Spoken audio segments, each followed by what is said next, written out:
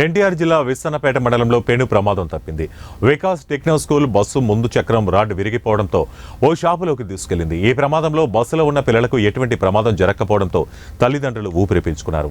Fitness లేని బస్సులకు RTO అధికారులు ఎలా పర్మిషన్ ఇస్తున్నారని తల్లిదండ్రులు ఆవేదన వ్యక్తం చేస్తున్నారు. ఎప్పటికైనా అధికారులు స్పందించి ఫిట్నెస్ లేని బస్సులు నడిపిస్తున్న స్కూల్ యాజమాన్యంపై తగు చర్యలు తీసుకోవాలని వారు డిమాండ్ చేశారు.